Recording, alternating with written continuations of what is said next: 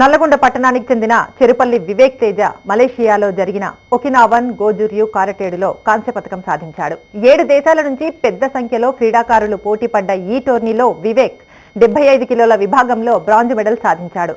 జపాన్కు చెందిన కరాటే వీరుడు కంచి చేతుల మీదుగా తేజ కాంస్య పతకం అందుకున్నాడు. స్పాన్సర్లు వస్తే దేశానికి మరిన్ని పతకాలు తీసుకొస్తారని తేజ అంటున్నాడు.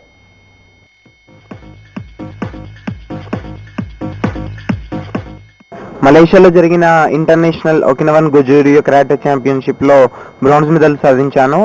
75+ వెయిట్ కేటగిరీలో బ్లాక్ బెల్ట్ డివిజన్ లో బ్రాంజ్ మెడల్ సాధించాను.